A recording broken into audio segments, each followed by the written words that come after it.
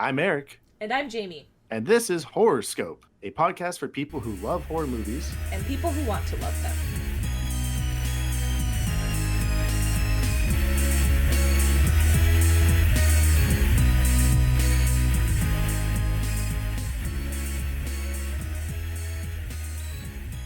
It's finally happening. It is. It's finally happening. I can't believe we're about to talk about Aqua Slash, Jamie.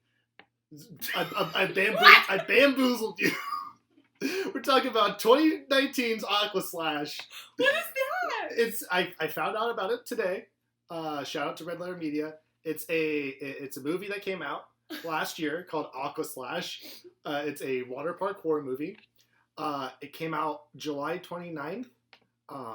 I just wanted to point out, this is literally nothing. Cut it. What is going on? Because on April 26th, 2019, I came up with a movie called Summer Slash. Oh. Several months before they came out with Aqua Slash. Coincidence? I think not. What is going on? So they ripped your concept. They found my concept. Is Red Letter Media the one you just gave a shout out to? Did they make the movie? No, they're just, okay. They're just two schlocky dudes who just watch movies and I thought you were just dunking on them. Really. No, I love them very much, but they were just like talking about this movie, and I was like, "What the fuck?" You're like, that's my movie. Because I remember last year, we have Sunsplash here, right? Yes. And my coworker was typing about it for some reason and put Sunslash, and I said, "Oh, what a great horror movie idea that's never happened before." Slasher movie. I don't want to play. I have created a whole document, Jamie, detailing out all the various kills. This document was created on April 26, 2019. This is... Now, would it be crazy to say that a movie that was apparently initially released July 29th, 2019, only several months after me pitching my idea and putting it into a Google Doc? Someone hacked your Google. Oh, you are like real strong Charlie Kelly vibes right now. Pepe Sylvia. The like web around it was just like so close, like even some of the story I really did think beats. we were watching a different movie. I thought you thought we were watching a different movie. This movie is only an hour and 10 minutes, so we can watch it after this 3-hour movie. But that's the thing. It's like, it's so cheaply made, and it's so short, it's almost as if they only had a few months to make it after they stole it from me.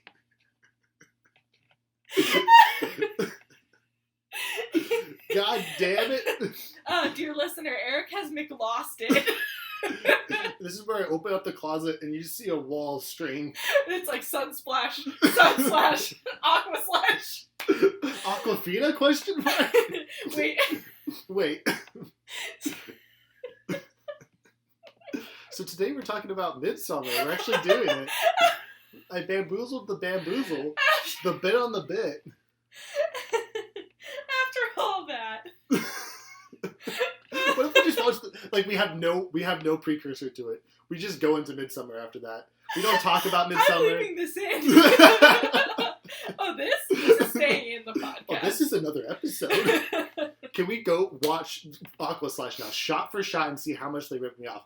Don't do it. Just kidding. I heard them talk about it. They did nothing with it. It would be one thing if they made a good movie. So they had one bit. They had one bit that they put swords inside of water slides, so when you slid down, you got chopped. That's good. But literally, so many people go down the exact same water slide. The killer doesn't do anything else. I have things in here about how, like, there's pool suction, those little drains. Oh, my God. Yeah, get your hair stuck in there, you die that way. Okay, we are going to watch it someday. I guess. But not today. Not today. We're watching Midsommar, the director's cut. Are we going to say it?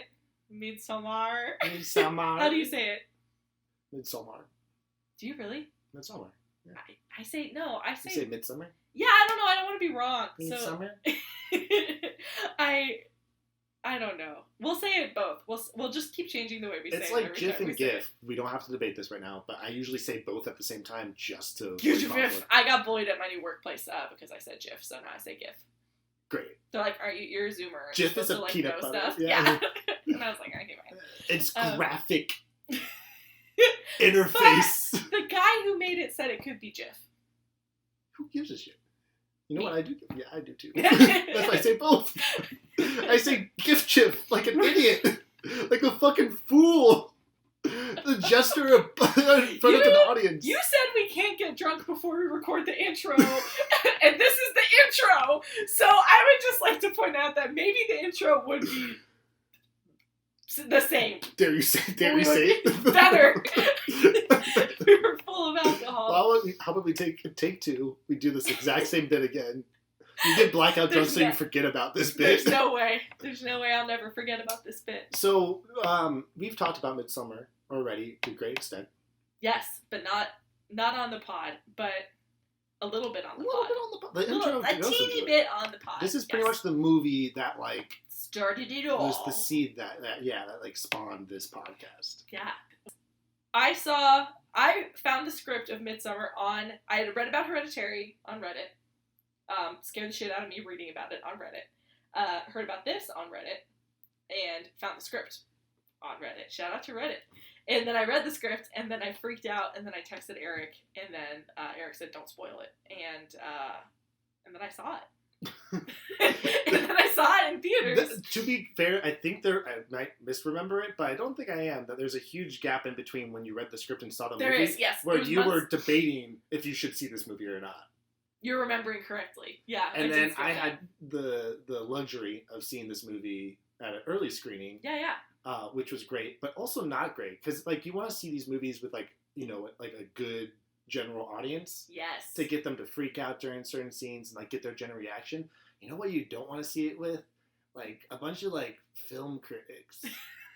Film guys. Because they just sit there and watch it. I can't imagine watching this movie without visceral reactions in the audience. I mean, I did laugh multiple times, and I did see it with my boss, and afterwards he said, I heard some people laughing at scenes. It was weird. I was like, that was me. I don't know how you, like, threw your voice that he thought it was somewhere else. I was laughing so hard. It just, like, registered. Well, you say that. There was a lady in the theater I saw it just losing her goddamn mind. That was me, Jamie. I was trying to keep an eye on you. Oh, it was you? It was you with, like, a little handkerchief around your head like a babushka just fucking losing it. Yeah, it was, yeah. I saw this movie. Okay, so you saw it right when it came out. Before it came out. Before it came out, that's right. Okay. So is that weird? It's like really weird times when you see a movie before you see it. It came out July 3rd. Oh shit. Yes. It came out July 3rd. Because I made art for it last week. Oh yeah, we literally just for the Instagram. I think I read the script in like March. But the script also did change quite a bit. Right. Not quite a bit, but it changed the things that I was on the fence about not seeing it. It changed all those things, which was rad of it to do. Which is crazy because, like, looking into the origins of this movie, because this came out in 2019. Yeah. And hey guys, do you remember 2019? Remember that? Remember God? Hey, can we do like a decade reflection back on 2019? In the last 6 months. Yeah. Yeah. Hereditary came out in 2018, so it's like a year later. But he was making both like films simultaneously. Really? Yeah. Oh shit. So like let's talk about little Ari Aster. Let's talk about our little sweater man. man. What a guy, dude. Okay, wait. How are we gonna structure this? Let's back it up. Okay. Well, let me look at it right now then. So this is a little different than anything that we have done so far, only because I have seen the movie.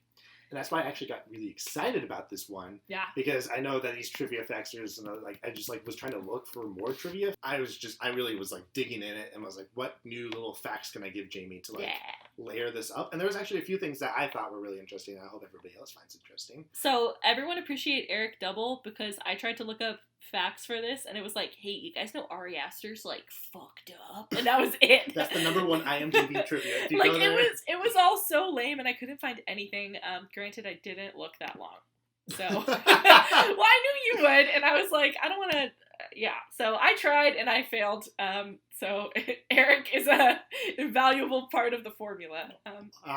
It took us this many episodes to find out that my worth on this show. We established your worth in episode 1. Look, okay, at your own words. We turned it around. It's taking this long for you to come back. Midsommar is...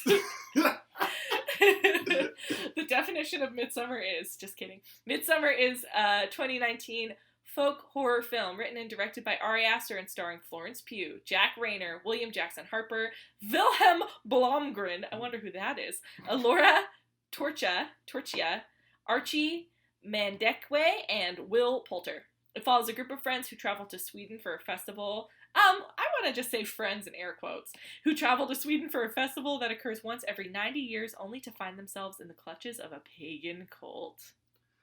It was supposed to be a slasher film. Yes. Okay, let's just transition into trivia. It's trivia time. A lot of my trivia I found are going to be after the fact, and I'm very excited for it. What do you mean after? Oh, after the movie? After the movie, yeah. Okay. Because there's some spoilery stuff, and then the aftermath of the movie I think will be cool to talk about after the movie. Yeah, I think so too. So, going back to little Ari Aster, little sweater man as I see him, is like a really like weird fucked up dude for some reason. Like, there's not that much, because he's so young, and he just came out with 2 big movies back to back. So his biography hasn't been written yet. That's a good point. But I'm curious, because this is supposed to be like he took inspiration from breakups for this movie. Yeah, I don't know what Hereditary was. Oh my god, that's something. We'll get into that. Tell me more about Ari Aster. I wanted to talk about how I'm curious, and I want to get your like opinion on it, and, and maybe this will develop over time, and I'm just planting the seed now. There's like this thing of these nice like people who everyone's like, oh, they're very nice, very loving people. I know what you're about to say, and I agree. Bad art, like messed up art. I mean, not bad, but like there's Wes Craven who did Last House on the Left, Hills Have Eyes, but then he went on to do like Nightmare on Elm Street and Scream. Yeah. Like, and all accounts, like a very sweet man. Anytime you see an interview, like this guy is like a saint. He came from a highly religious background. He's a good like family man. It is. But it's just like okay, so you have all that, but there's something else like going on, or maybe it's because they have such a good structure outwardly that there's like they're more in tune with what's morally bad. I don't know. Because Ari Aster seems like a nice dude from everything I've read. Yeah. And like a well-rounded person. You don't think nice people can make good art? They can make good art. They don't usually have like severed children heads in their movie, you know? Yeah, I don't know enough about the genre, but I know he's already a big fucking deal. Like, honestly, I think actually Ari Aster's movies made me want to watch horror movies. I think Hereditary was the first movie I wanted to, like, watch. I wanted to watch it. I didn't want to spoil it. I wanted to watch it, but I did spoil it because I was too scared. So it was the first time I like, saw the concept of a horror movie, and I was like, I want to get in on that. So, thanks, Ari, you weirdo. Are we gonna talk about his short films? I think it's worth mentioning. This is your territory, because I don't want to really talk about it. Cause... Just, if you look at his filmography before these 2 movies, he has a bunch of short films ranging from social commentary to like fucked up social commentary, so tread carefully. Yeah, that's all we'll say, but it was... Be advised. Yeah, he has like 6, I think, right? I only read about the main one that kind of put him on the map. Just tread carefully, read a synopsis, but it's like family strife and sexual stuff and rape and incest. So, be careful. If you're going to look into it, be careful. Yeah, not great. Yeah, we're not going to talk about it. We're going to talk about other stuff to talk where this was shot. It was shot in Hungary. But it was actually, he was approached by B-Real, which are like a media company, and they wanted him to make a Swedish slasher movie, like a slasher movie in Sweden. Okay. And he just couldn't figure that out until... I love that. He's like, I don't know about that. But then I guess... Because this movie was... I was listening to a podcast, shout out to... I think it's called Deep Cuts, which is A24's podcast, who released this movie. He's talking with Robert Eggers, who did The Witch and The Lighthouse. Just like these good boys putting horror on the map, making prestige horror. I did appreciate it, one note, in the podcast that they both were fully admitting that their movies are horror movies. Because a lot of times when a movie is made and it's good, people try to remove it from the horror genre immediately. That's very annoying. Yeah. Like, it's thriller or, like, drama. Because horror movies never win awards, right? No, very rarely do they. Like Silence of the Lambs, but everybody called that, like, a thriller drama. Yeah. But it's a horror movie. Yeah. There's a slasher serial killer in it. There's several in it, and there's very horrific things. And it's structured like a horror movie in some aspects. But, of course, it's too good. It's too good to be a horror movie. That's dumb. And so both the boys were just like, no, we were trying to make horror movies, but then people were saying they weren't really horror movies. They're more period piece drama thrillers. And I'm like, no. It would be wild to watch this movie and say it's not a horror movie. He did have an interesting point saying that it is a folk horror movie for everyone except for the main character. It is a fairy tale movie. What? Which is something we can talk about. That blew my mind. And I'll dive into his point after the movie. I already see it. I already understand it. Yeah, it's crazy. It's wild when he said it. It's like, but it's true. He and Florence Pugh also disagree on the ending of the film. which I think is really interesting. Wow. Right. Which we can also talk about. Speaking of Florence Pugh, oh my God, people love in this her. movie, she's so good. So Florence Pugh, like, she existed before 2019, but 2019 was the year of Pugh. We have Little Women, which Jamie had seen half of. Which we have. Do you know why I had to stop watching it? Because I was crying so hard. Because it's so good. Yes. Yes. And I was just feeling weird, in my feelings about it. You know what? This is a Greta Gerwig podcast. Now we just talk about Greta Gerwig, 20th century woman. Great. Frances Ha, love it. Fuck me. She always fucks me up. Always. Yeah. After we saw Lady Bird, I was like, what am I doing? Just like, it's what rough. am I doing? That's rough. Yeah. But yeah, and then she also was in a movie called Fighting with My Family. Yeah, she was the boxing fan, right? She's a boxer? Ripped in it. Yeah, and like The Rock is in it, and Stephen Merchant, who's like a famous British comedian who made it. That's how I heard of her. I was like, I need to watch this movie. I haven't seen it. Yeah, but all 3 of those combined, year of Pew. So they got together and they made this movie. Oh, it was originally NC-17, but then they cut all that footage, but then they put it back in for the director's cut. Well, let me talk briefly about the difference between the script and the normal version. Okay. Because the script, what I was sus about is the script had an elaborate animal sacrifice scene where blood was dripping into carved out stones and going into this main thing, and it was all baby animals. And then there was also a scene where she was tripping and she was running into the forest and she found a rabbit with like bugs crawling through it, and she like started thinking she was like bugs were crawling through her, like she was decaying.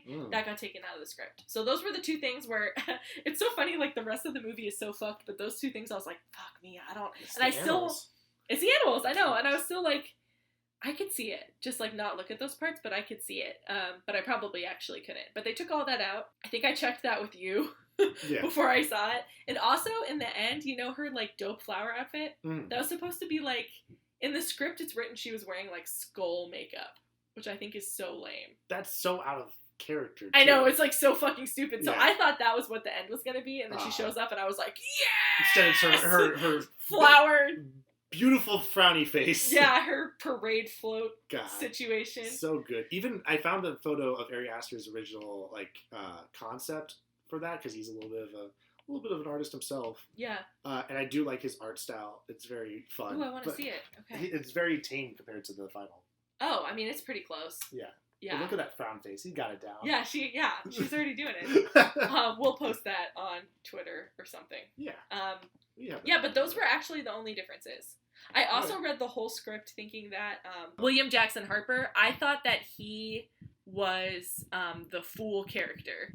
And I was like, Chidi can't be this guy. Chidi can't be a fool. Yeah, I was just like, I couldn't handle it. And then I saw the movie and I was like, oh. No, it was not it, if you remember from he's the guy who wasn't it. It wasn't Pennywise. He just wasn't it. He just wasn't it. He's great in this movie.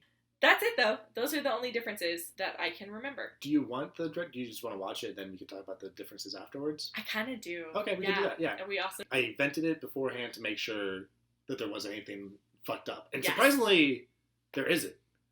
Awesome. It's all just, like, very small things. Great. I wanted this movie when I was watching it to last forever. And I know it's really long. It feels like an eternity watching it, but I wanted it to just keep going. I wanted to watch the rest of Danny's life. This is your fairy tale. Yeah, she gets old, she lives with the community, gets to 90. Yeah, her and Pele. She jumps off, you she don't does get it to wrong. 90. You get to 73. There we go. Or 6. I'm down with that. Okay, I have so much to talk about. Okay. We can't talk about it yet. We can't talk about it yet, but so initial impression of this movie when you first saw it? It was good. Nice. I think I'm really excited to watch it this time because I loved Hereditary. It was such a unique experience for me, and like I don't think it will ever be recreated. Yeah. And then people were saying how fucked up this movie was going to be, and Hereditary is one of those like very few movies that's like embedded in my mind, and when I think about it, I shiver. So I was like, what is it going to be? And you see the trailer, and there's people moaning. She sees something through the keyhole. It's like, what is it?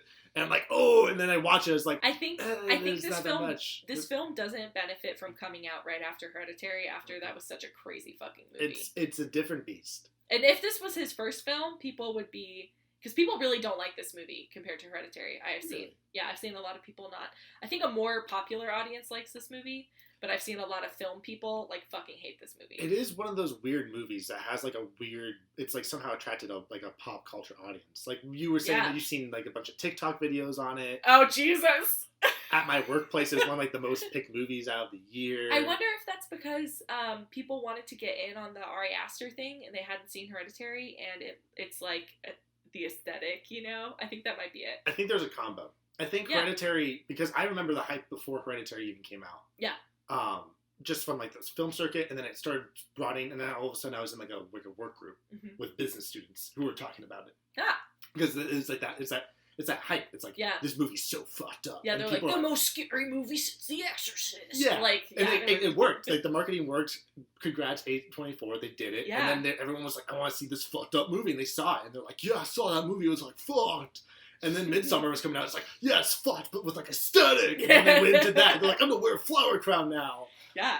So I think it's like the perfect combo where you get like the shock audience and then you get like this like new internet age aesthetic audience. Yeah. And you slap them together. They got the Zoomers, dude. And you have this weird sweater man at the top of the pyramid. So I think this is one of my favorite movies, actually. Of like all time? Yeah. Holy.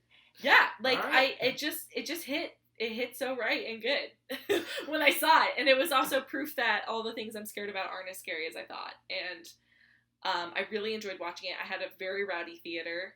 I saw it at Alamo Drafthouse, so it was the best type of rowdy because it wasn't like on their phones, but it was like screaming. I saw this with my friend Fargo, who I guess I'm going to talk about every episode. Had a beer, a milkshake, and a sandwich watching this movie. Wow. And this was the third time he saw it. So he spent 6 hours of his life watching Midsommar. It's strong Ernie energy. It's the mortician eating his sandwich while watching Absolutely it was. Which is going to be us soon. Spoiler, while we watch this movie, we will be eating our dinner. That's a good point. Well, we have a minute before it gets... Well, no, we don't. Okay. Strong ass opening. Yeah, I was delighted by this movie. The whole time I was just like, wow. Just like, what? Because it's so bright and crazy and... just like the visuals are batshit and the performances are so good, and I love this movie. It was the first movie that gave Wes Anderson a run for his money. Yeah, which I appreciate. Did. When they're like, one scarf boy gets scared by another sweater man. When they're like, what's that yellow house? And I was like, we don't talk about that house. Wes Anderson lives there. That's where we keep him. It's like the bear in the cage, but it's Wes Anderson. All right, we're going to watch this movie. See you guys. You know what we're going to do? We're going to get drunk, and then we're going to watch this movie, and by the time we talk to you again, we'll be sober, because it's so fucking long. Yeah. Because the director's cut is 3 hours long. The normal movie is 2. Yes. We're gonna do it. Yes. We're going to watch Aqua Splash. What was it? Slash? Aqua Slash!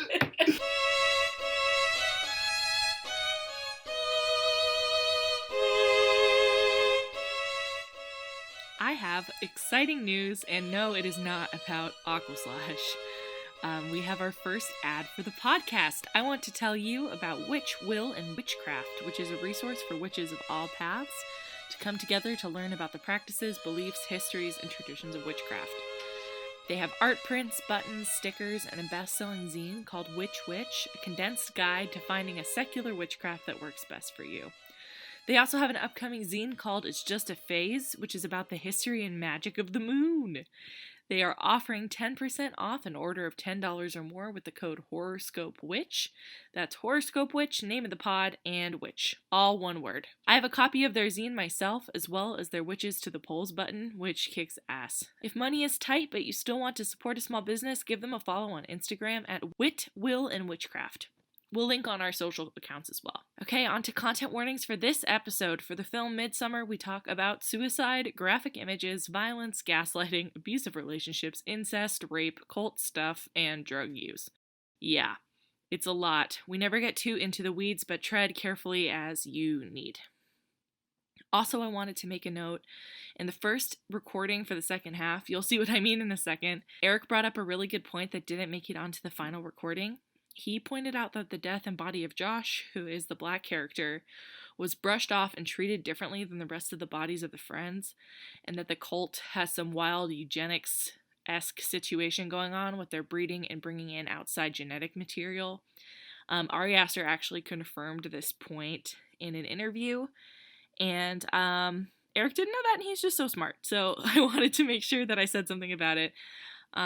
Whiteness is a huge symbol and theme of the film, and in the director's cut, they have a conversation about runic language, and Josh, the same character, gives Pele a hard time, and he's reading a book about how Nazis use runes to communicate as well. The episode is already really long, but I thought it was important to say, so we'll link to an article exploring this idea in the show notes. Finally, it's our job and your job to make the world a little less horrific, so this week we donated to Teen Lifeline, which is a nonprofit that works to prevent teen suicide in Arizona through enhancing resiliency in youth and fostering supportive communities. Send some money their way if you can, or you should find a similar nonprofit local to you and invest in your community. Okay, good lord, that was the longest ad break for the longest episode. Thanks for hanging in here with us. Let's get into it. The last time we talked to you, we said we'll be sober enough to talk to you on the other side of the movie, and that did not happen, because you can hear this. No fault of the movie, some fault of we did... How... We... we did watch it in a very... Student friend named Pele, who is hot, and Wow. and it's a cult. This dude, and then she meets And his then... erotic, foreign, Swedish friend, Kay. Oh my god. And then he introduces her to his family, and then she realizes she belongs. And we're back, and we're here to talk about something today, Jamie. Stop it. Don't do it again. What? It's Aqua Slash time again, Jamie. Eric. Jamie, I want to break down something for This you. is a bit you can only do once. No, Jamie. You're pushing it. Jamie, I found new levels of the bit. Right. I was doing research on Aqua Slash just to see, like, how's it doing? I'm How shaking people... my head. It's an audio medium, and I'm... Jamie, I asked you this. A movie that is, like, only an hour and 10 minutes long, that was just dumped on VOD. Yeah. How much marketing do you think they put behind that movie? None. Right. And so you think, like, a movie that cheaply made and pushed out, do you think that they spent the time to make an official Twitter account for that movie, Jamie? Did they? They did it. Oh, they did it. You took it. So guess who? So if you guys go, this is required. Go follow at Aqua Slash Movie. Why are you like called this? Aqua Slash Official. Hold on, let me pull it up real quick. Oh my god. It is really cool that ahead of time they did follow Horrorscope. They also followed Red Letter Media, where I found out about this, and they also followed the movie Aquaman. But if you look, that looks pretty official, doesn't it, Jamie? Oh my god. It even has a description. It's a slasher movie. What is your okay? Riddle me piss. What is your long game, Eric? Jamie? Jamie, Oh, man. this is the part you can cut Eric. because we might get sued. No. But the bit is too No. real, and I'm not going to stop it. No. Oh Well, my God. I did something less crazy than that, but still a little crazy. I rewatched Midsommar What? yesterday. What the fuck? Okay. I was really drunk. I was really drunk. So you're like, I wasn't drunk enough the first time. No. I gotta get drunk. No, I was drunk the first time, and I was just thinking about it, and I was like, dang, I just want to watch it again. So I watched it yesterday. All right. Again. All right. So you're giving me crazy eyes. You're just drinking the Hagar Kool-Aid. Dude, I guess. I don't know. It was really good to watch again because I watched it first in theaters, sensory overload, in the best possible way, and then watched it here. Director's cut was good. We were drunk. Also, even if you buy it, you can only watch it on an Apple TV for the director's cut. So we watched it. It's very rewatchable, I think. And now I actually have a really fresh. You know how we were like, was this in the first one? I don't know. Right. Now we know what was in the first one and what wasn't. Okay. So now it's all up here, baby. And by that, I'm pointing at my temple. Yep. Steel trap. Okay. So, summary of the film. So there's a girl named Dani. Her entire immediate family is killed in a murder-suicide committed by her little sister. She is in a horrible relationship. She is then afterwards in the throes of grief. Time passes. The horrible relationship is with a guy named Christian, who's kind of a shitbag, and he has a bunch of shitbag anthropology grad student friends. And their foreign exchange student friend named Pele invites them to go visit his families. And by family, I mean larger community that lives on a commune in Sweden for their Midsommar festival. And then they go, and surprise, a cult. Oops, all cult members. So it's a cult. Oops, I joined the cult. Oops, I joined a cult. So it's a cult.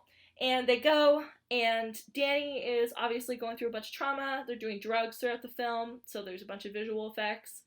The cult seems to be drawing Danny in, while there's, like, grad student drama between the shitty boyfriend and his friend, and then, like, shit between Danny and Christian. And then, one by one, the friends start disappearing. This happens over 2 days, which is insane. That's wild. Yeah. Well, not the whole film, but the part in Sweden happens over 2 days. Yeah. And then that culminates in everyone going missing. Christian participates in a sex ritual with the cult under the influence of drugs with a girl who had set her sights on him for, like, she wanted to do a love spell on him because they believe in that, like astrological matches and stuff. Danny sees this, has basically, like, a giant meltdown, mental break. She wins a competition before that to be the May Queen, which means she is, like, now an honored member and, like, held up in this ceremony. And then the end of the movie is she gets to decide they're sacrificing humans, so that's where all the other friends went. Oh shit, I forgot about this. And then earlier, midway to the film, 2 people kill themselves by jumping off of a cliff, and that's what they just do in this community when they reach old age. And back to present day, they're doing human sacrifices, and Danny gets to choose, as the May Queen, she either gets to choose a member of the cult or Christian, and she chooses Christian, and Christian is burned alive along with the corpses of his friends in a ceremonial temple, and the film ends with Danny beatifically smiling at them in a Macy's Day Parade amount of flowers, like this big giant flower float, and she is smiling and everyone is screaming around her, and it's a wall of sound, and that is the film! Was that good? I know that was longer than the other ones are. So, girl's family dies, girl is sad, boyfriend sucks, joins a cult, oops, all cult. Wow, sounds like a typical weekend for me. Okay. This movie makes me feel good about never having traveled abroad. Great. Whew! That's the theme. Thanks for joining the episode. Thank you for joining the podcast. It's time for the trivia. So, a few things. We'll talk about most of the trivia, I think, when we talk about the main section. Got it. A few things that I think are fun to point out is that there's only, like, a few mysteries I've been able to uncover that are official. Okay. Oof, who is the, as I put, screaming urine man, the guy who's crying because the guy peed on it. Yeah. He's the one in the human flesh. You said it. He... Oh, what? You said the guy crying because someone peed on it. Peed on the tree. The shitty friend who is played by Will Poulter. Not it. Okay. The guy who is going to play Pennywise, who is also known as the We're the Millers kid by us. He plays a douchebag friend who is a delight, and he takes a whiz on their ceremonial ancestral tree, and then he is skinned alive later. And then the guy who cried about it wore his skin and, like, spooked the one friend. And William Jackson Harper, who is Josh, the competent grad student. The competent grad student. And then he gets knocked in the head by a giant hammer, which Ari Aster said was Pele. It was made for $9 million. It made $47.9 million. Whoa! Yeah. $9 million is, like, so cheap. It's a very cheaply made movie. Yeah. But when you think about it, I think most of that money went to probably... flowers. Production, yeah. Because the actors weren't, I mean, they really kind of, like, they're still not, most of them aren't that known. Mm-hmm. They've done kind of stuff, so I don't think they got paid that much. Ari Aster hadn't really made his break yet. Yeah. I'm sure they got a lot of tax cuts from filming with the Swedish company and also filming in Hungary. Nice. So yeah, I think that's how they made it. That's amazing. It's just, and that's, like, a lot of these movies, it's like you watch a cheap movie and it's like, wow, they really utilized their budget. It doesn't feel like a cheap movie. They should have thrown, like, Robert Downey Jr. in there and made, like, $18 million. I don't know what character he would play. He just, like, emerges from a hay bale with his little finger guns. He still has the goatee from Iron Man. That's so funny. He doesn't say anything, just finger guns everyone and fucking walks off. Like, that will be $90 million. Thank you. Am I worth it? No. Just for, like, a time, like, this threw me off. These are the top 5 grossing movies of last year that all felt like they came out 5 years ago. Okay. Avengers Endgame. Oh. The Lion King. Frozen 2, Spider-Man Far From Home, Captain Marvel. Does that all sound like it's part of... Wait, that's... That's like all... One thing! That's like one company. And it's almost like you have to What go... was the third one? Frozen. Frozen 2. Fuck me. And there's also Star Wars right below that, and I think another Disney movie. Wait. I'm just glad that I can't go to a bar, but I can go to Disney World. That seems thank God, right? Yeah. Yeah. Whew, what would we do without What that big, beautiful mouse? Yeah, my Disney Facebook groups have been going dormant. That's not true. They've been going feral. Jamie, I am in some Disney Facebook groups to watch train wrecks. maybe it is for the best that it's open. No, like it's unleash them not. into the wild. It's still not. It's not It good would for be them if the fucking hourly workers didn't have to be there. Just run feral in the parks, Disnerds.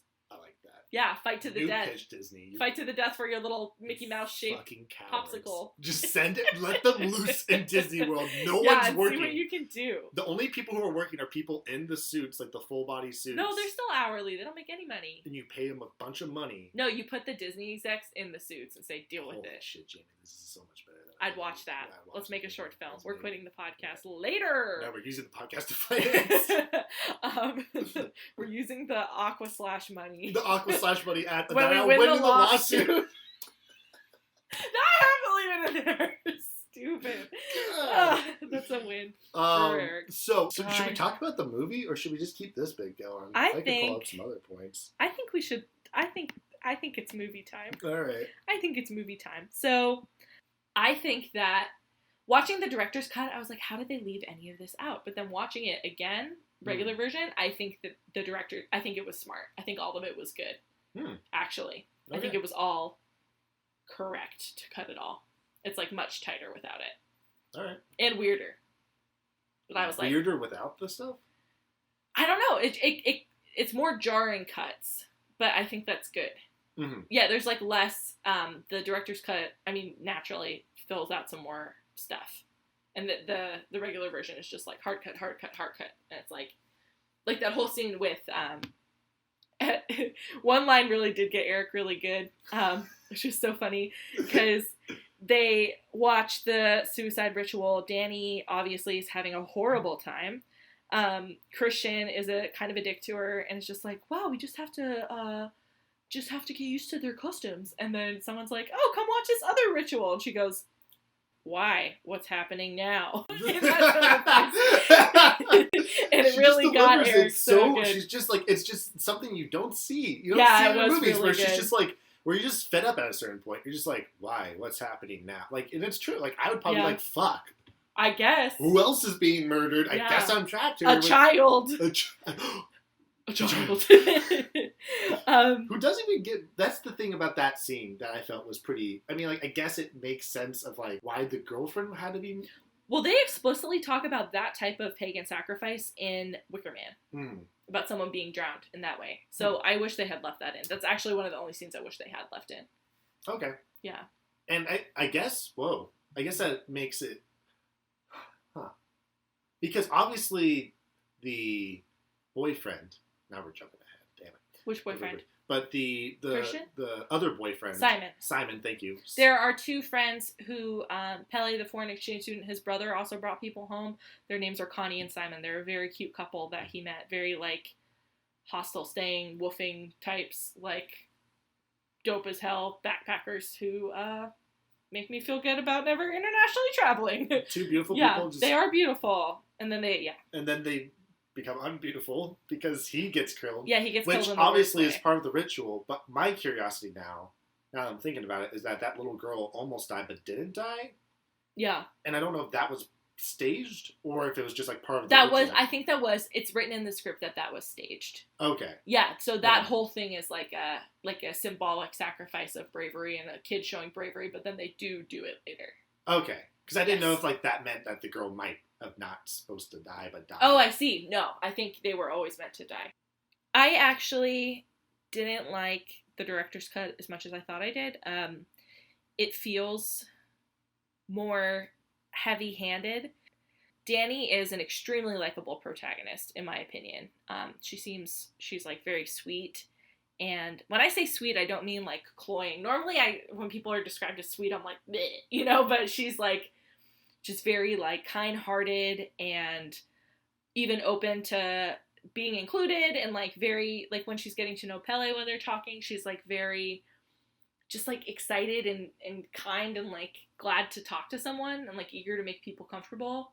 I think Danny's like a hyper likable protagonist. I still didn't feel like I was her experiencing these things. I still felt like I was watching her experience them. Mm. I didn't feel she doesn't feel like an audience insert. She doesn't have like any agency in the movie.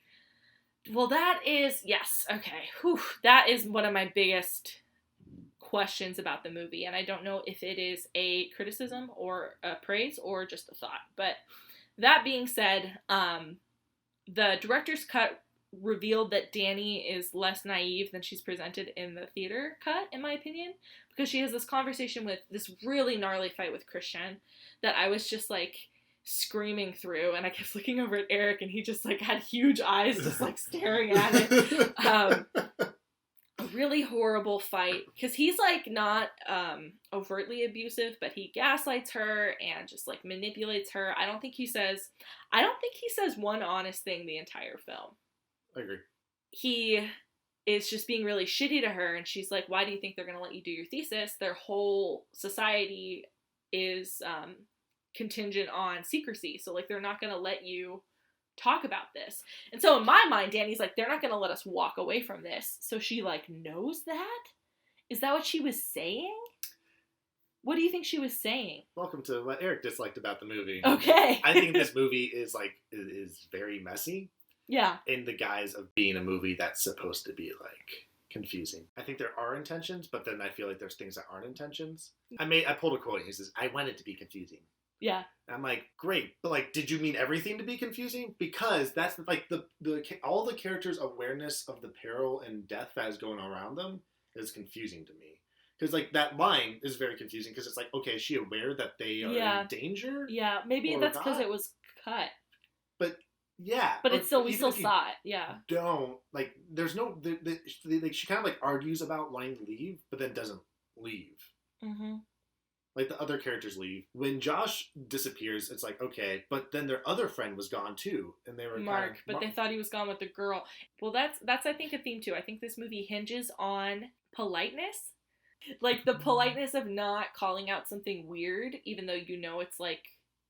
Something weird and bad is happening, but it's socially unacceptable to do so. Mm-hmm. Like, Christian is like, well, I know it's shocking that we just watched two people die and get their heads smushed in front of us, but it's their culture, and they probably think our culture is weird. And I think that's one of the central themes of the movie is paganism versus, like, structured society. I don't know how to say that, because it's not, like, cultured society, but it's, like, the arrogance of non-paganism versus like the nature and the super violent acts have to happen in order to keep everything going in the way that nature like is brutal. And I think that's different from Wicker Man because that's directly about Christianity versus paganism, but I think this movie's kind of like academia versus paganism.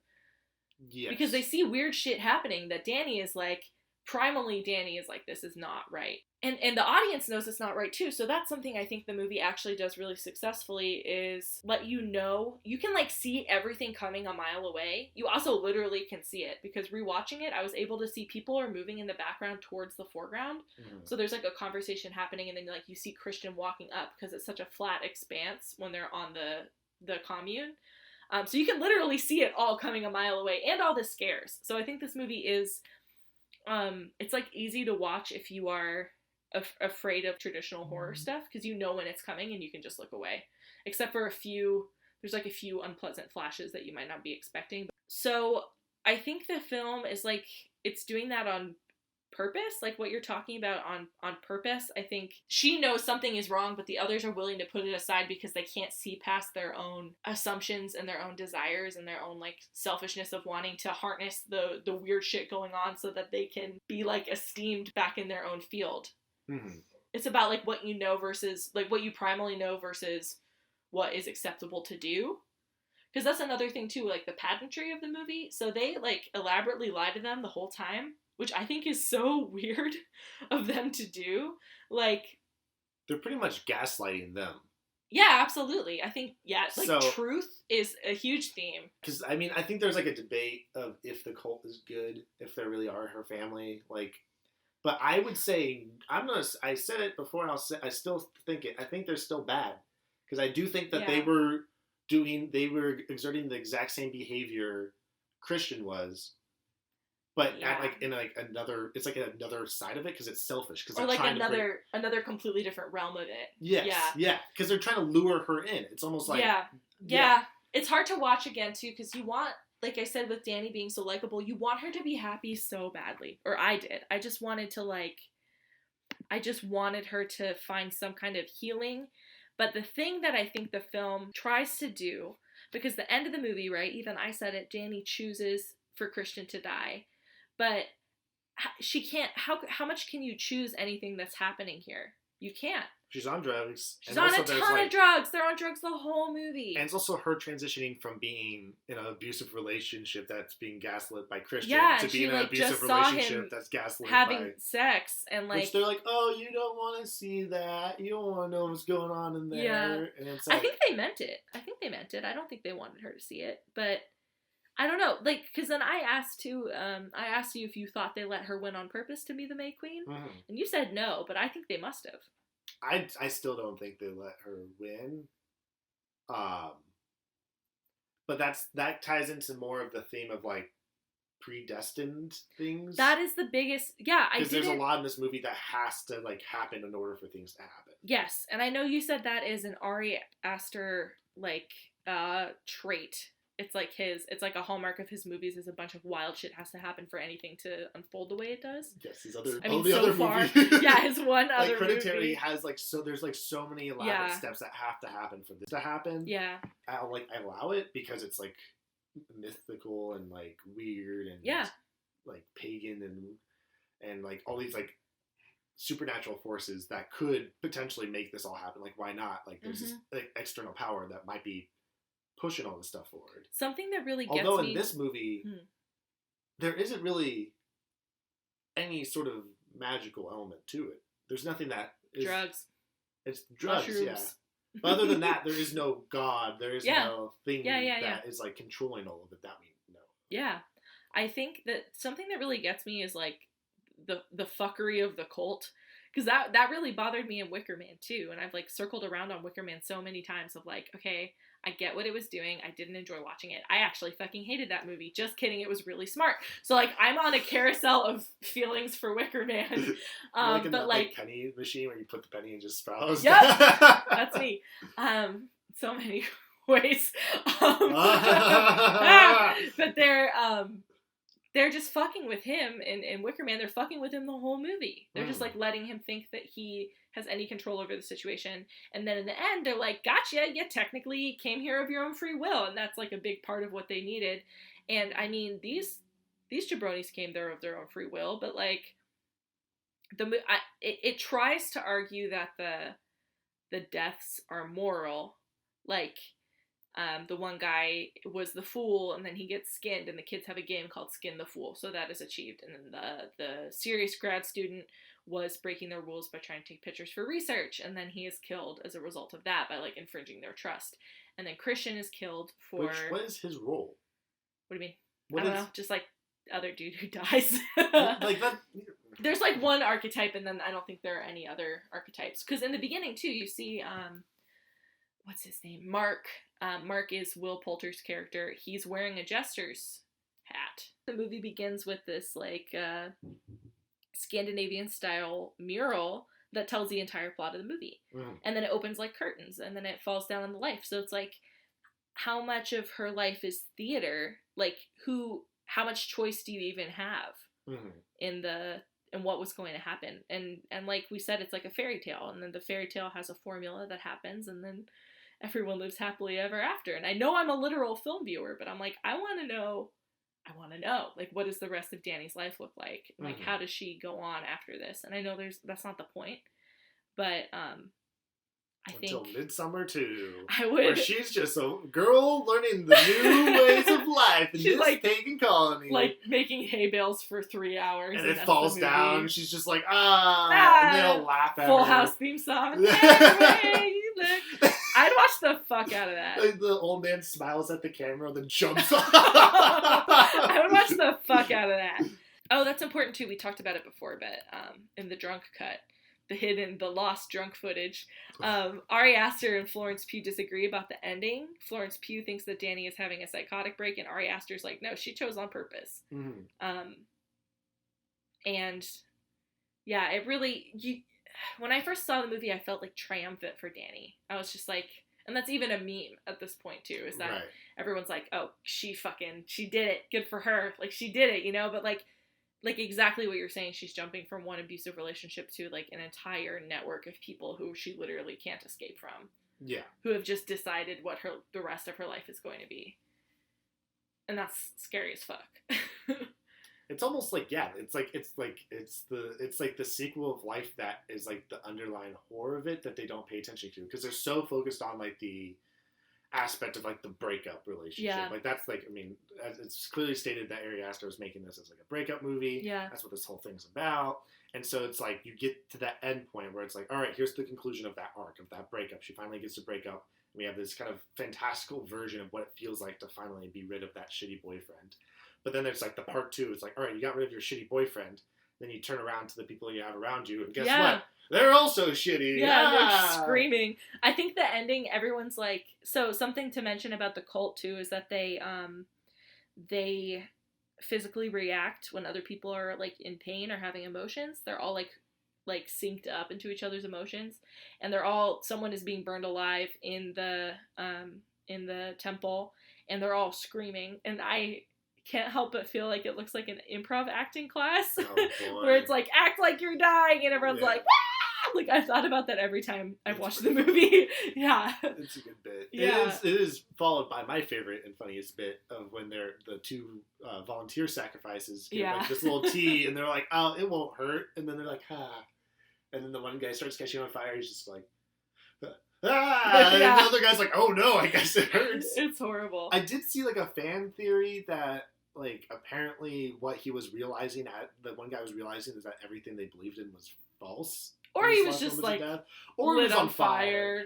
Like, but that's what this movie does. That's what happens when you make a slightly sloppy movie with some sort of vagueness to it. You just allow people to just like. Yeah, there's some really wild and bad fan theories about this movie. We got a list of them. We're calling them out. No, I don't Username / We can't have Reddit come after us. We can't survive it. The one thing I want to talk about though, and I think just one. I think yes, it's one, and I'll stop talking. And Jamie's just. Oh my god, no! The one thing that doesn't make any sense to me, and I don't know why they added this element into the movie. I guess it's so that she can like expose dialogue. Is that she has a friend? Okay, I'm glad you brought this up. Who is this friend? Yeah. Why is this friend not like what is the like you introduced the concept that she has a friend that she's able to confide in, who's able to be like, I don't know like where our relationship is going, and I feel like my sister's like, you know, going down a downward spiral, and this friend seems to be very like, yeah, friend's cool. Yeah, like she's like, this guy's terrible, you gotta like work through it, and like your sister seems like yeah, and like she seems to be there, and even like texts her when she's on the plane. That was an addition. That was in the director's cut. Yeah, and I think they took it out for the exact reason you're talking about. Yes. Yeah, they're like, fuck, we gave her a friend that she could rely on and get over it. And, I mean, that's not even, I mean... Well, I understand what you're saying. She has someone. There's the breakup side, but then there's the whole side that people talk about with, like, it being about her finding, like, family. Yes. But it's like, why... Yeah. Why put up with a family that wants to murder people? Or, like, wants to murder people. And does it quite successfully. Without a hitch, honestly. They really just smooth sailing.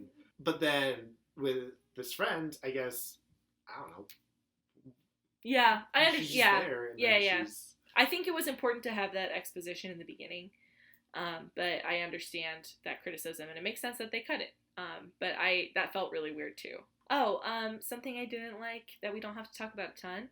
But there is a character named Ruben who is a product of inbreeding that you pointed out felt like just a gimmick in the trailer. Because he has like a pretty deformed face, he's like mentally disabled, and he's the one who writes their holy book.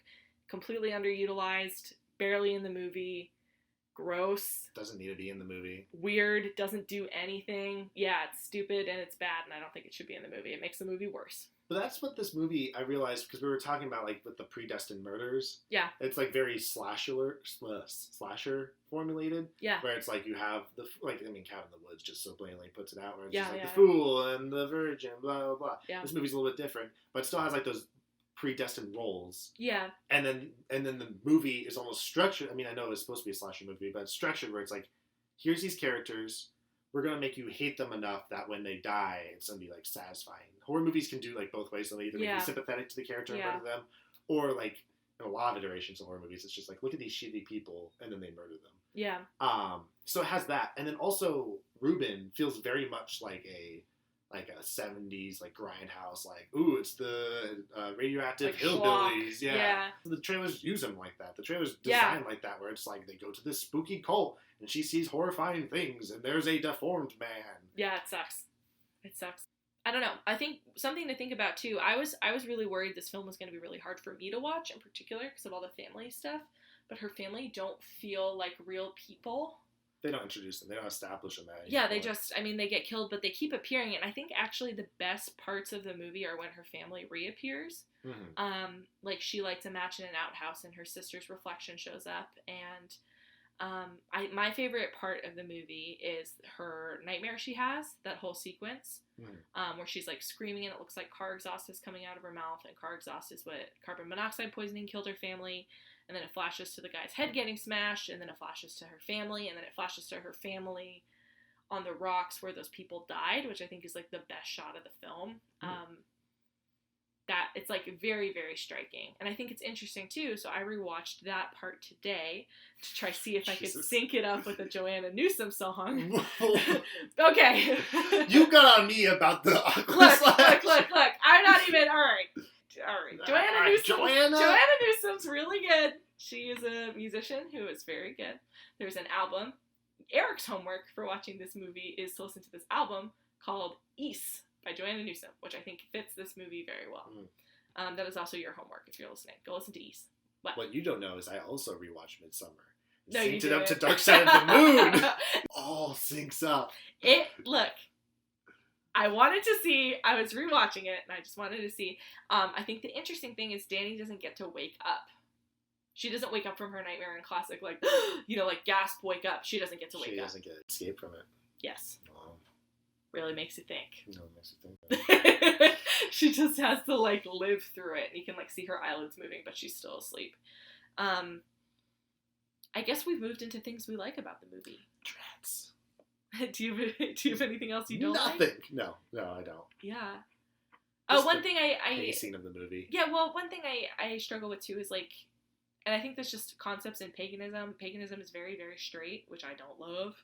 There's a lot of, like, penises and vaginas and breeding. There's a lot of that, and I don't love it. But I don't think that's necessarily all of paganism. It's just the paganism that makes it into movies. Because that's a lot of that's in tarot as well, and I have a tarot practice myself, and that makes it sound like I'm a tarot lawyer, but I'm not. It just means I do tarot readings for myself. Do you say a lawyer? Because I might need you. I might get sued by 1-800-THE-FOOL. There is a book called Queering the Tarot, in case anyone else cares about that. I just wanted to talk about it. It just talks about how to read your own lens on it, and I think there's a lot about paganism too. There's a lot of good gay shit in paganism, but just in movies it always is, like, very much about, like, women being fertile and fertility and babies and getting pregnant and seed, and it's too much. I guess that is a good segue, or a bad segue, to talk about the weirdest scene in the movie, I would argue, is the sex scene, the sex ritual. I did have to think. What? I did have to be like, wait, which scene is Jamie talking about? Saying the sex scene feels so whack. Okay, so we got to break this down. I'll be as brief as possible. And now this isn't what we like? No, it's just something to talk about. It's just something that I think we should talk about, because it is, I think this is, like, the most shocking part of the movie, and the weirdest, and also pretty funny, but also really disturbing and, like, upsetting. So Christian there is a girl who is just they call it a pants license, which I think is very funny. That's what Pele calls it. She gets approved to have sex. She's old enough to have sex now. It's called a pants license? That's what he says, yeah. He's like, she got her pants license. I thought that's what you had to get so you could get some Sisterhood of Traveling Pants. It's like your library card. Your library card no, it means you can fuck. Oh, hell. Apparently, if you're a kid. So she gets approved to have sex, and they have to bring in other genetic material because it's a close-knit community, and they actually talk about this. Christian is asking about incest in the community before then. That's a different change too. So he is approached by one of the members of the community, and she says, you have been approved to mate with Maya, and you are a perfect astrological match. And then that scene was extended, and he says, well, can't I just... She says, she tempts him with like a... Get a first-hand account of one of our sexual rituals. And in my mind, that means she knew she was giving him an out, like an academic out, because he's such a wiener. He like can't have anything be his fault. So she was giving him an out to do that. But I think by this point, the film has built so much dread, like you can feel it Breaking Bad, and I can't imagine making that decision Christian makes. But then he's like, no. So that was added in there. In the movie, it cuts straight from, I think I ate one of her pubes. Hard cut, because she bakes a pube into a cake and then puts period blood in his drink. And that is explained early in their film as like a love spell that you can do on someone. So Cute. This girl's angling for him. And he is like flirting with her, kind of, or like looking at her a lot.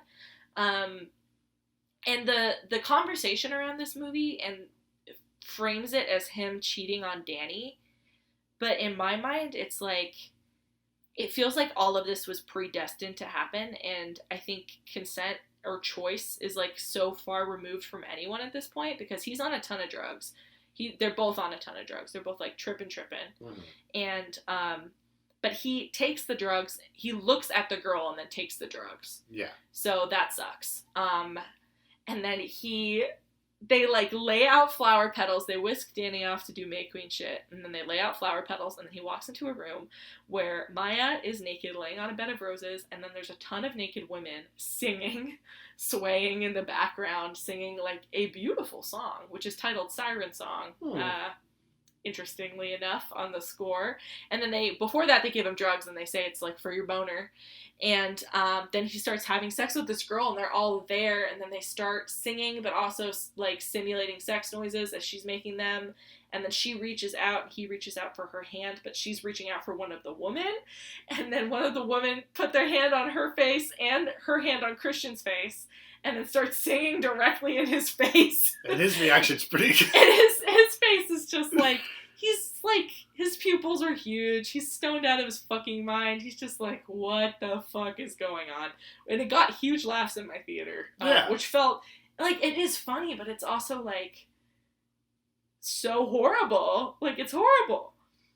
Yeah. Horror movies, I mean, again, it's the slasher trope. It's like how horrible do you want to treat this character? All right, you gotta establish why that character could be treated so horrible. Like, it's like it's a weird. It's a moral game that they play where it's just like you're in a tennis court and you're just like hitting back and forth and you're trying to, usually like a more graphic thing or a horrible thing that happens to a person typically is to a character that's more deserving like of it. Earned, but it didn't feel... But then there's some movies that are more, dreadful, and they just, like, it happens to completely innocent people. That's the thing that's, like, I wanted him to deserve it. I wanted someone to deserve anything that happened, and it doesn't feel like anyone got to make a choice except for the cult, which is saying something of its own, but, like, I don't think Christian got to make that choice, and framing it as him cheating on her is gross, in my opinion.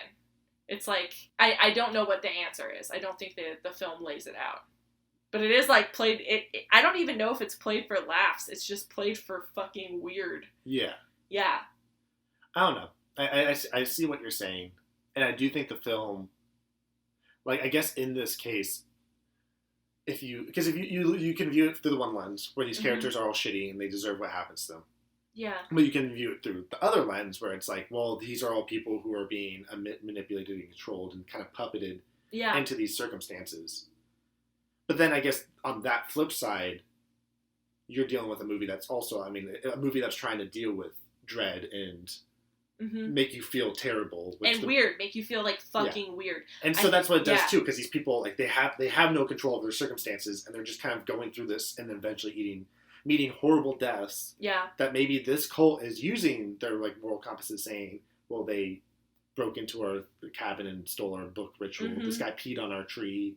Like, these people have done enough things that we can now, like, justify it. Them. Yeah. So I think the second thing you said is what the film is trying to do. I think that it's trying to be like they're all puppets, basically, but it doesn't. I think it might just be a symptom of the movie being sloppy.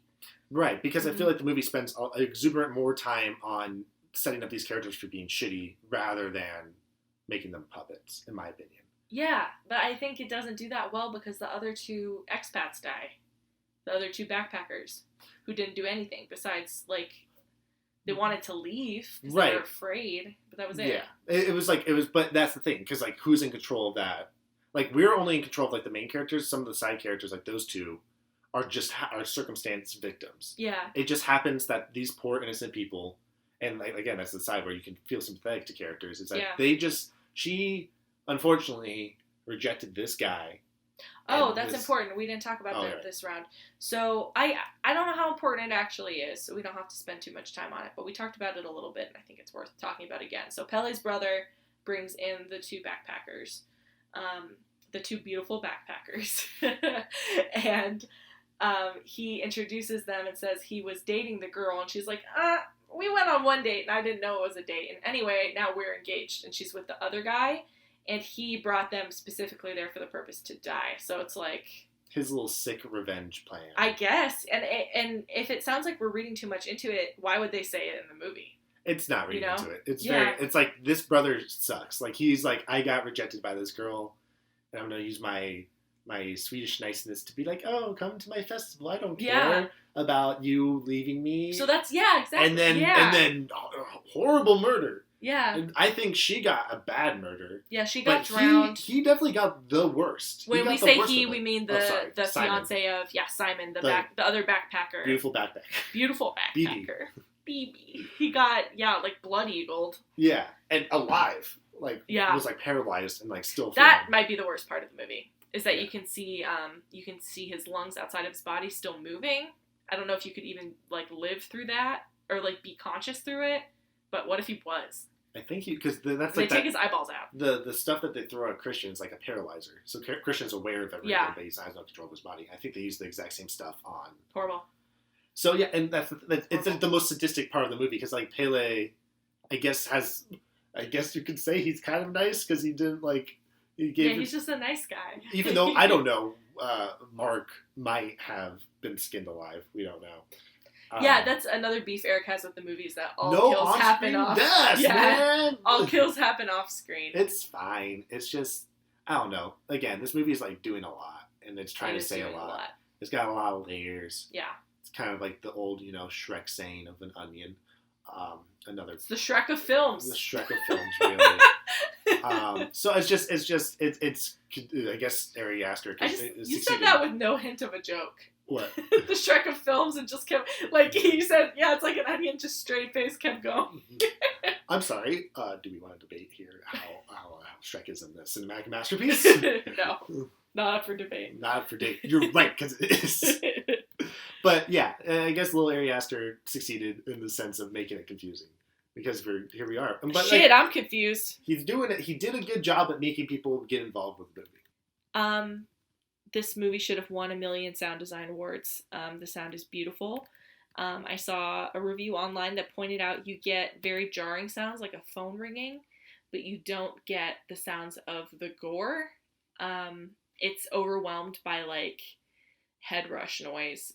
That song is like it's like this weird layered synth song that gets like super, super overwhelming when the people jump off of the cliff, and it ends once they have jumped, but it doesn't end. You don't like hear a brain crunch noise, which I appreciate. You hear Danny's, like the head rush in Danny's head and like her heart beating and her breathing. Mm-hmm. I love the music in this movie, And I think the end is just, if you can ever see this in theaters, if we ever get to go back to movie theaters, if they ever do a re-release, catch me there first in line, because I feel like you're supposed to watch this movie in a movie theater.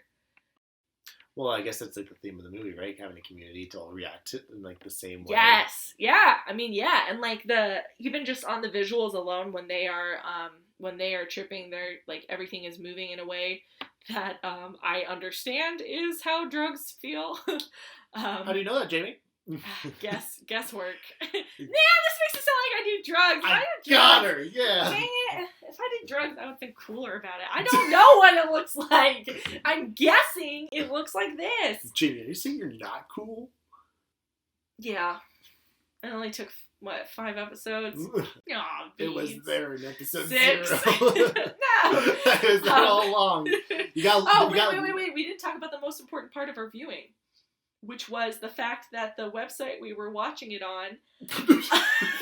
What do you mean? We're watching it on Apple. The website we were watching it on started getting pop-ups for sexy singles in our area, and just like little booty pics popping up on the screen during the sex scene, which was too real. Our FBI agents were too honed in. They were too honed in, and too horned up, and I just I just couldn't. I don't like that. I don't either. I didn't like it then. I didn't like you. For a brief moment, you're like, is that Eric's message? I did think it was Eric's text messages because we were watching it on his tablet hooked up to his TV. That was the real nightmare. I'm like, God. I'm looking at Eric's texts. Some girl sending Eric a butt pic. What a nightmare. Listen, I signed up for the text messaging program, Butts Daily. Butts, it was a lot. It's called Butts. Yeah, it was a lot. It was funny. It was funny. The film also, we also circled out and it wouldn't load. And it was really, that's why I wanted to rewatch it too, is because I couldn't catch the visuals. It was worth it definitely to watch the director's cut, but I couldn't catch all of the visuals the way I remembered. I remember seeing it in theaters. I was so just like sensory overwhelmed. It's like bright out, the music, the noise, the screaming. Oh, best part of this movie? Sounds weird to say it, but it's Florence Pugh crying and screaming. And finally getting to cry and scream. We didn't even talk about the best scene in the movie. Her at the end? No, at the screaming pile. The catharsis! That's going to be me at the end of this podcast. That's what I wanted. Do you remember when I was like, I want catharsis? You, me, and all of our guests coming together. Oh my God, if you've downloaded this podcast, you're invited. You're invited. We're having a community. Oh, that includes my therapist. Your therapist will be there. My mom listened. Jamie's mom will be there. Jamie's therapist. Jamie's sister. Oh, Lord. Jamie's husband won't be there. He has no interest. He did not want to watch. I was like, there's only a few parts of this movie you couldn't watch. Do you just want to sit in the room with me and play Melee while I watch it? And he's like, no! So, it's okay. He knows what's up.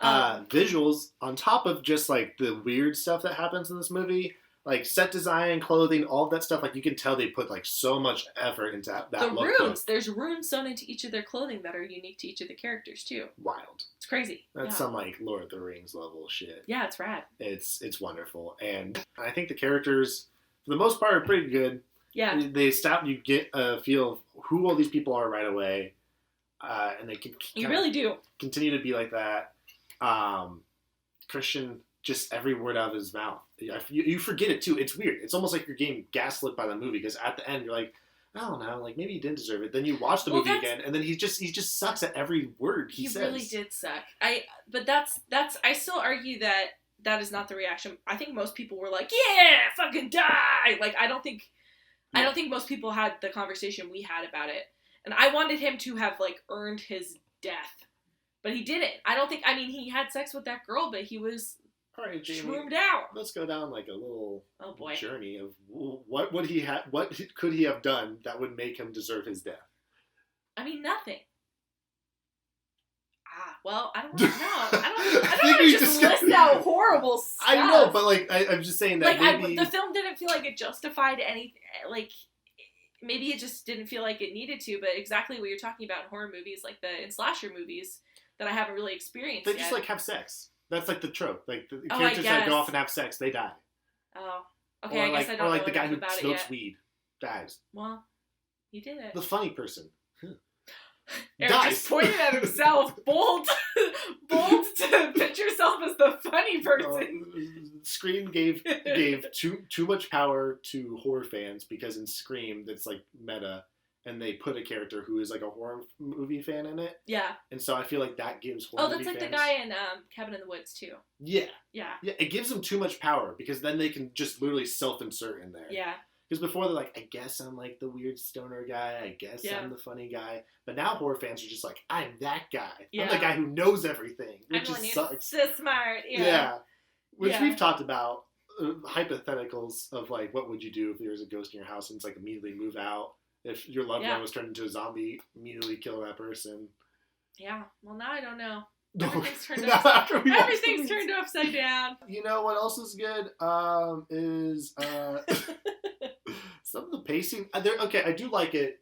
Wow, you just dunked on the pacing. I did. That's the weird thing. Like, I hate most of the pacing. Okay. It does. It like you had said it originally about how it's like a movie that feels like it keeps going. Yeah, forever. But you just don't want it to end. It's 2.5 hours. We thought it was 2. It's 2.5. Yes. What? It was 20 minutes extra. I kind of yes. What? Yes. We were wrong before, and then oh my god, we just been wrong. We've just been wrong. We've been wrong. That's the name of the pod. No, but okay. So I guess it's more structure than pacing.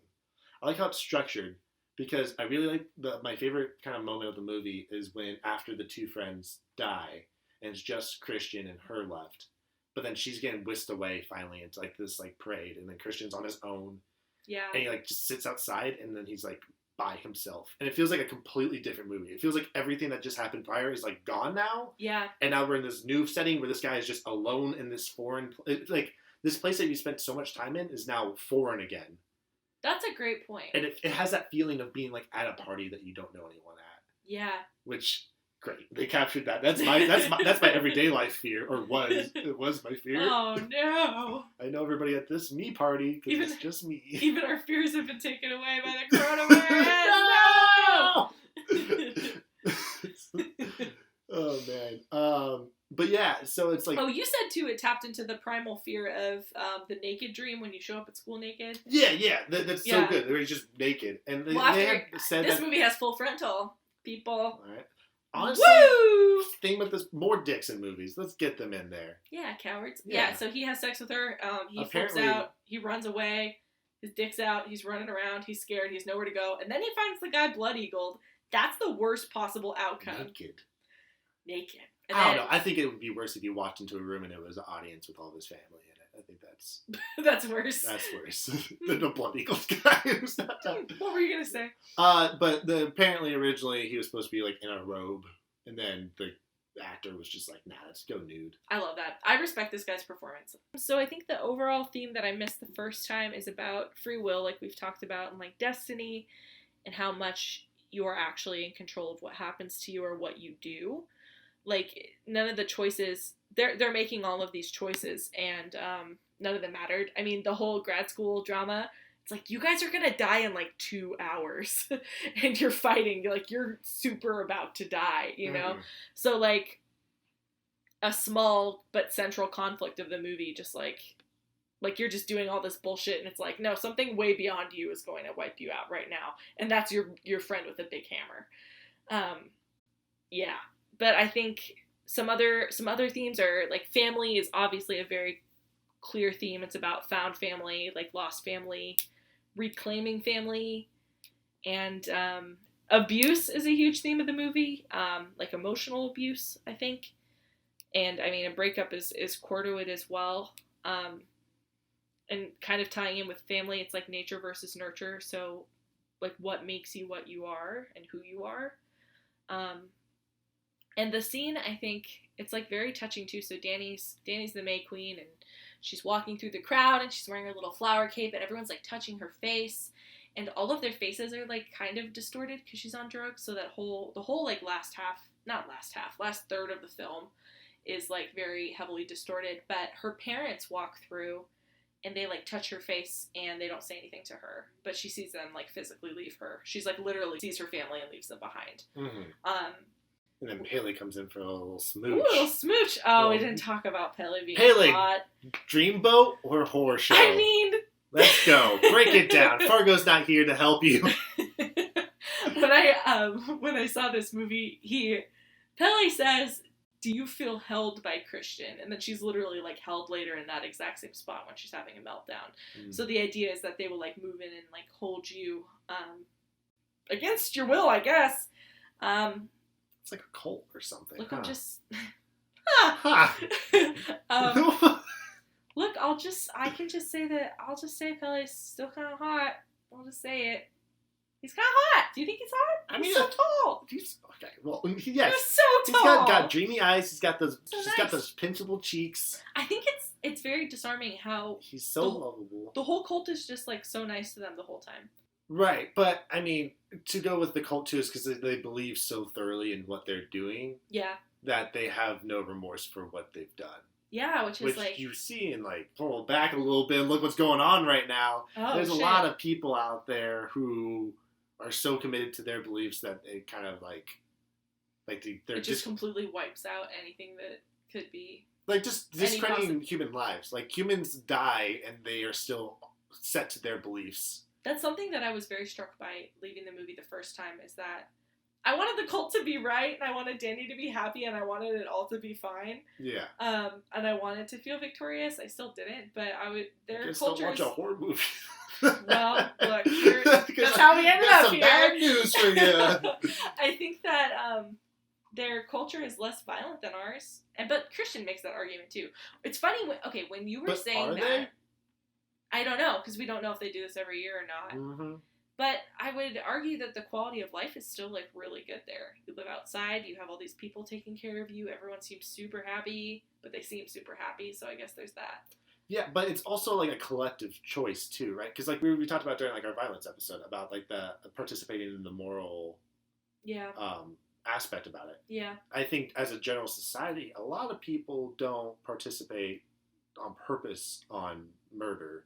Yeah, I guess we just have such a severe power imbalance in our society where the people who have power can do all the violence, and the people who have violence against them are powerless to stop it. Hey, here's a pitch. Here's a pitch for the Hagar cult. Oh, I thought you were going to say for society. For society. Don't kill, be nice. Wow. I love that. Cool. It's a good pitch. I'm going to the UN with it. Don't sacrifice people and see what happens. Well, that's the thing. When you were saying that, I started thinking about, like, they can't believe that they're wrong. Right. Christian does not believe he's wrong. Yep. Ever. Like, he has no moment of remorse in the film. You don't get to see him really react because he's paralyzed when he's, like, being killed. But I think when he's running around with his dick out, I think that's when he's like, I fucked up so hard, but you don't really see it happen, and I'm sure he would find a way that it's not his fault. I guess accepting fault is like one of the themes of the movie too, in a little bit, in a way. It's like he just can't, all Danny does is accept fault and blame herself for stuff, and he like absolutely can't, and then she comes out of it blameless, and then he is called a beast and sewn into a bear and burned alive. Yeah. Yeah. It's just the justifications of your actions. Yeah. He's able to consistently justify what he's doing. Josh is able to consistently justify what he's doing and what he's researching and not telling anyone about it's that arrogance again. Yeah. So I guess Danny is like the flip side of like nature and the arrogance of civilization. Which is probably why Ari Aster does see himself as Florence Pugh, as Danny, because he feels like this innocent little thing that accepts the fault and all the world around him is blaming him. I mean, we don't know. We have no clue.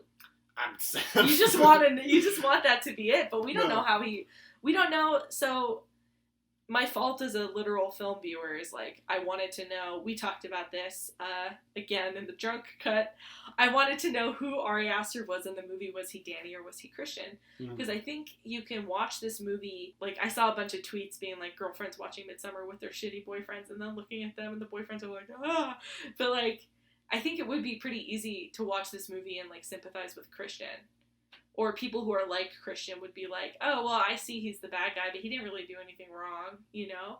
Like, you could just shirk it off. You don't have to view him as, like, being super bad, even though Danny's really likable. But, like, if you've been in a relationship like that, I think it gets, like, really true to life. Like, it would be very... Did the film gaslight me? Oh, shit. And making me feel bad for Christian? No, I don't think so. Because I don't feel bad for him. I think we've stumbled upon something greater than this movie. It'll be interesting as we go throughout these other movies and start watching more kill off people kind of movies, which we really have. I mean, we had Alien, and that's about it. Yeah. But no, I don't think anyone deserved it in Alien. But that's like, again, you're getting killed by this foreign creature. It's not even establishing like a moral compass to it. Yeah.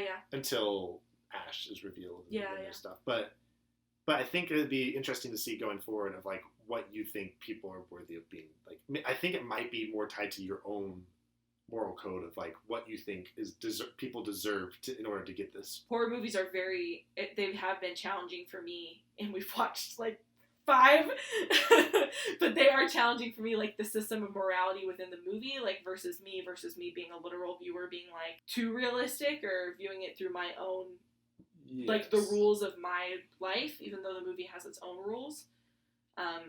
It's a big pickle. Yeah, because it's like, one, it's taking it literally might be, it's like, because a lot of these, I think there's like a portion of disbelief that you have to put into these movies. I have a hard time doing that.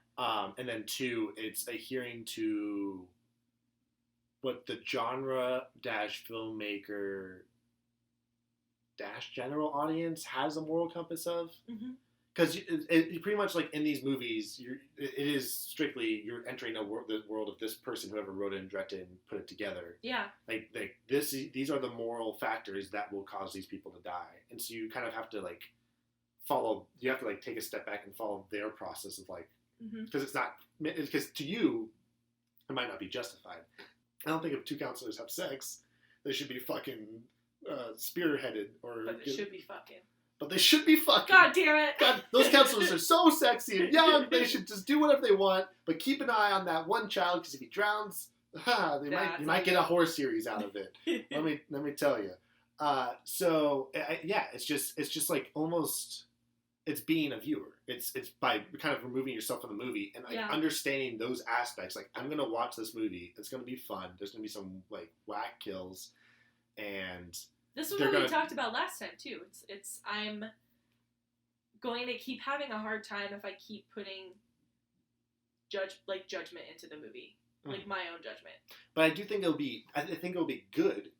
Because when we find a movie where you're like, I get it, I like this movie. I'm like, they deserve to die. Then we found a good movie.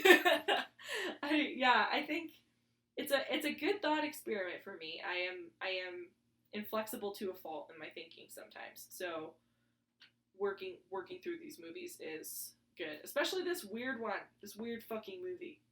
We spent a lot of time on this movie. Oh my god, it's a. I can't even imagine what recording time we're at. What? Oh, Jesus, Eric. What? We're at 2 hours. Ironic, no? Once I cut out all the Aqua Slash stuff, though, we should be at a cool 45. Oh, you look so bad. The end of this podcast is us going to be making...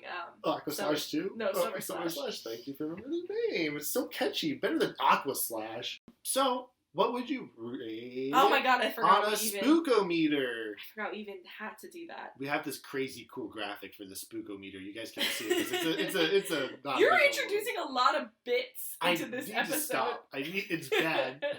I have a closet of bits. Oh, so do, I'm sure the next film will too. Closet of bits. Closet of bits. I would give it a 3 on scares. All right. Maybe. What did I give Alien? I gave Alien a 2.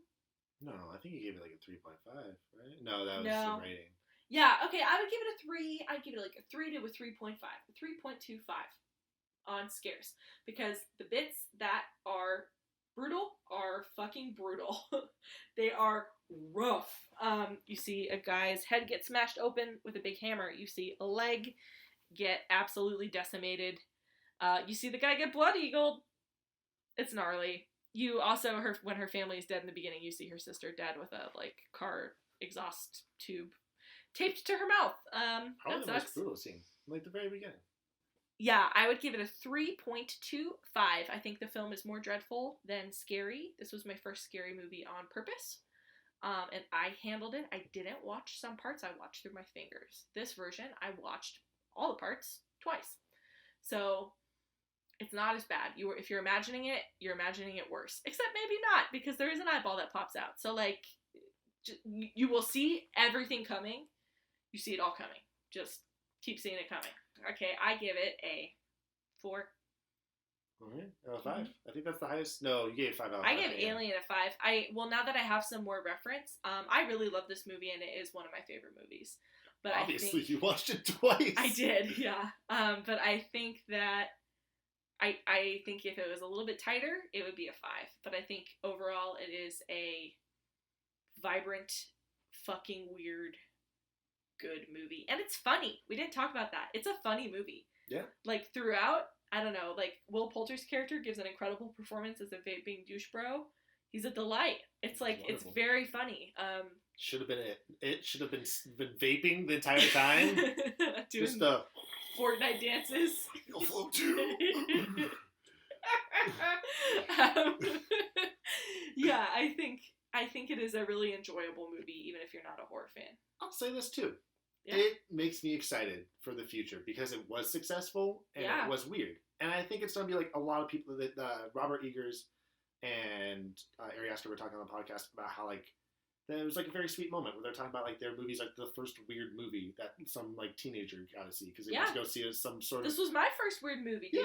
Yeah. And that's like wonderful. And I like hope that like since this is successful and they continue to be successful and we still have A24 after the apocalypse, we keep on getting weird out there movies that are like horror-ish or even like, I don't know. I think it's only going to get weirder.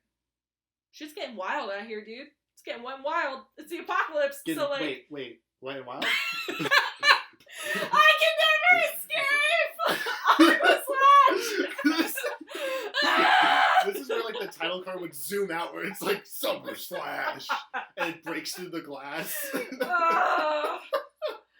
That's gotta be that's someone take me out of my misery.